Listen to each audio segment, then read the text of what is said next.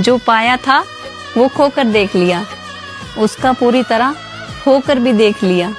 कुछ नहीं मिलता इस दुनिया में गिड़गिड़ाने से, मैंने उसके सामने रोकर भी देख लिया। छोटी मोटी परेशानी सब पर आती है, ऐसी कोई बात नहीं है, लेकिन बड़ी परेशानी में मुझे उलझाने से पहले 10 बार सोचना भगवान, क्योंकि मेरे सर पे तो बाप का भी हाथ नहीं है।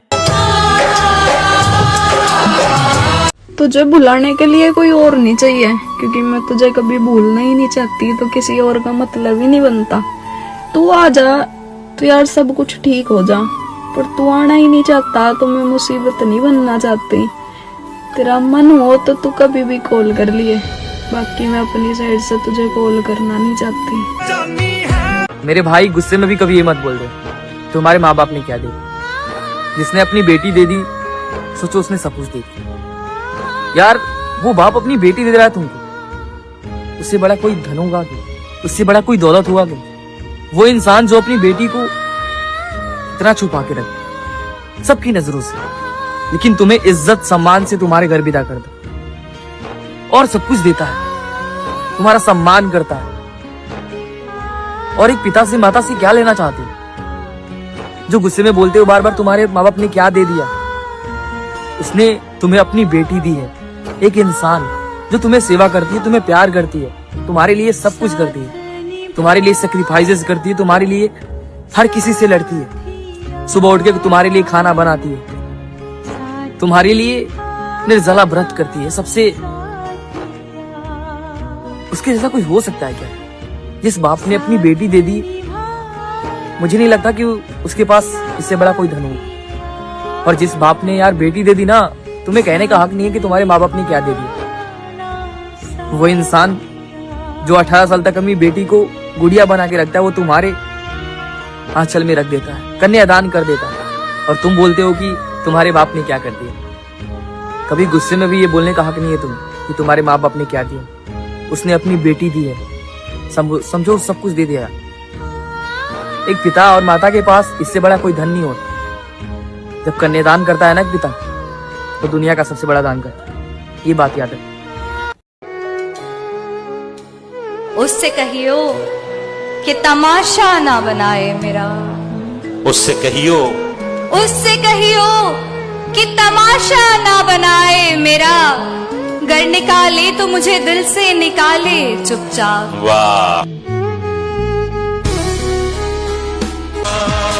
और समुंदर का लहर कभी रुकता नहीं, वैसा ही यूपी बिहार का लौंडा बिना गलती के किसी के आगे झुकता नहीं।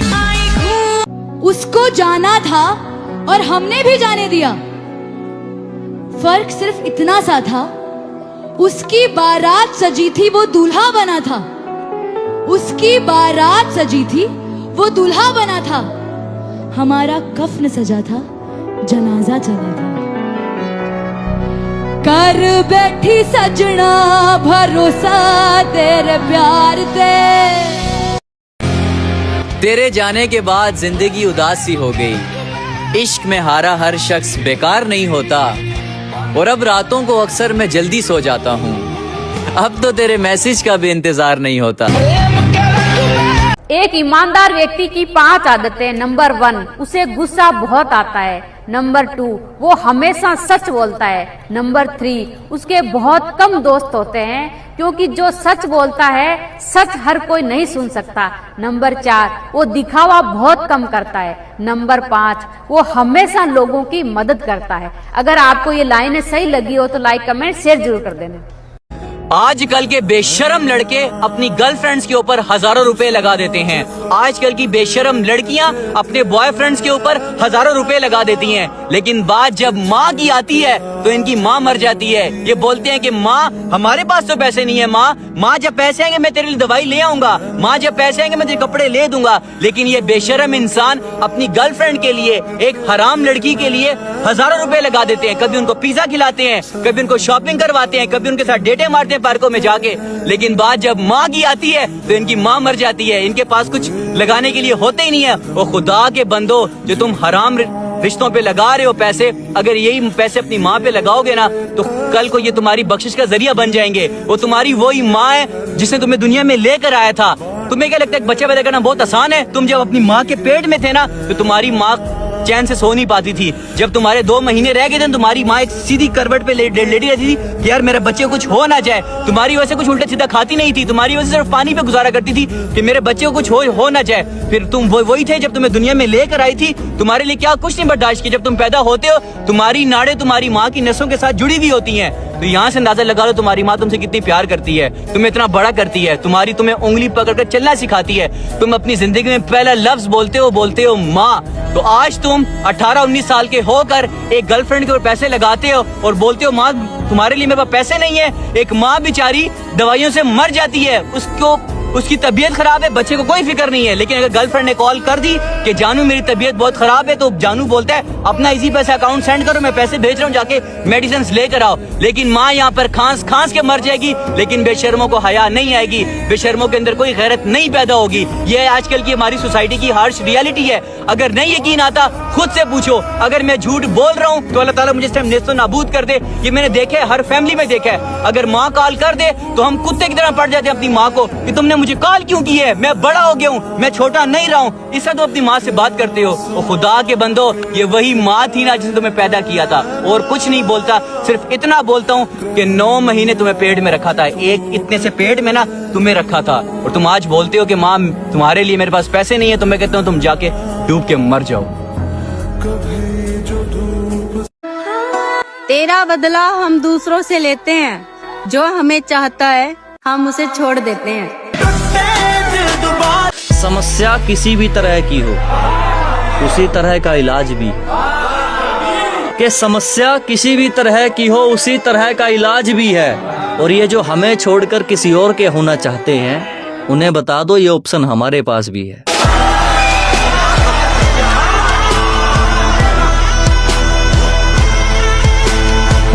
नफरत का तो सवाल ही पैदा नहीं होता डार्लिंग, तेरे तो प्यार इतना बढ़ गया था। और तू कहा ना कि तन्ना मेरे लिए क्या करा है, तो याद कर मेरी जान, तेरे लिए मैं अपने घर वालों तभी लड़ गया था। मिल लेंगे तेरे बच्चों से भी, मैं कौन हूँ तू क्या बताएगा। और खेलने देना इन बच्चों को भी, शायद माँ का खिलौना बच्चों को भी पसंद आएगा। जो लोग बोलते हैं ना कि मुसलमान गद्दार है, मैं उन्हें बता दूं 1947 में जब हमारे देश का बंटवारा हुआ था तब करोड़ों मुसलमान भाइयों ने इस मिट्टी को चुना, इस वतन को चुना। और यहाँ रहना उसकी मजबूरी नहीं थी, देशभक्ति थी। और तुम लोग उन्हीं से सबूत मांगते हो। हम सब भाई हैं। इसे ना मजहबों में, जात बिरादरियों में बांटना बंद करो। बेशक आपके पास बॉडी है, आपके पास 6 पैक एब्स है, आप अकेले 4 को मारने का दम रखते हो, आपके पास पॉलिटिकल पावर है, आप कानून को अपनी जेब में रखते हो, आप दुनिया के सबसे ताकतवर इंसान हो। लेकिन बस मेरी माँ पे मत जाना। क्या है ना कि दुनिया में अगर कोई इंसान किसी से डरता है या फिर दबता है तो हर बार उसकी वजह ताकत नहीं होती है, बल्कि उसकी सबसे बड़ी वजह उसके भरोसे पर टिकी हुई उसकी फैमिली होती है। वो डरता इसलिए है कि कहीं उसके एक गलत कदम की वजह से बात उसकी फैमिली तक ना आ जाए। तो जैसा कि आप मेरे ही सामने खड़े होकर मेरे ही माँ बाप को गालियां दे रहे हो जिसकी वजह से मैं चुप था, तो अब अगर वो वजह ही खत्म हो गई तो फिर डर किस बात का। और तुम साला अपने आप को अगर इतना ही ताकतवर मानते हो तो तुम्हारा गुस्सा हमेशा कमजोरों पर ही क्यों निकलता है? क्योंकि ताकतवर का मतलब ये तो नहीं कि वो अपने से कमजोरों को मारे।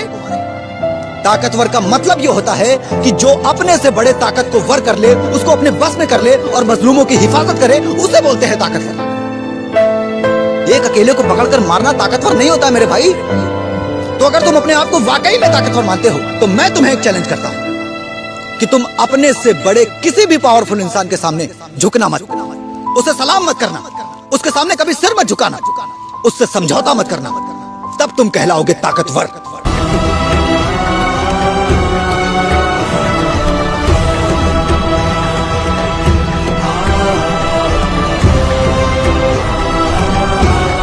हाय वो कितनी हसीन शाम होगी जब मेरी जिंदगी मौत के नाम होगी।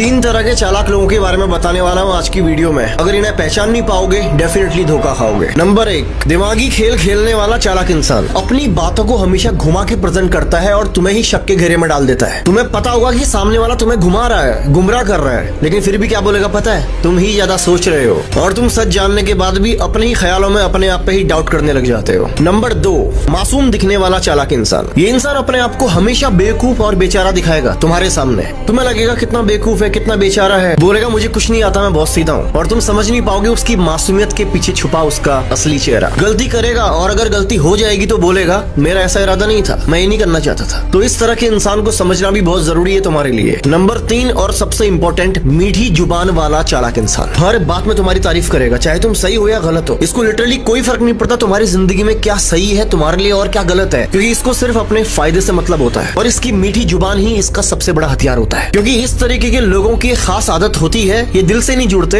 ये मतलब से जुड़ते हैं। तो इस तरीके के लोगों को जिंदगी में सीरियस मत लेना, क्योंकि जब तुम इन लोगों के आसपास होगे तो एक चीज महसूस करना, जब तक तुम काम के हो तब तक तुम इन लोगों को बहुत अपने लगोगे, लेकिन जैसे ही तुमसे मतलब खत्म हो जाएगा इनके व्यवहार में तुम इंस्टेंट बदलाव देखोगे, तुरंत परिवर्तन आ जाता है। तो इस तरीके के लोगों के पीछे अपना समय बर्बाद मत करना। और अगर मेरी वीडियोस को देख करके लग रहा है कि मैं तुम्हें कुछ नया सिखा सकता हूँ तो मुझे फॉलो जरूर करना। अगर जानना है कि मैंने कैसे सिर्फ 11 महीने के अंदर 5 मिलियन।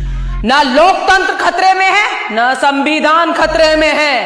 70 सालों से हिंदुओं को मूर्ख बनाने वालों की दुकान खतरे में है।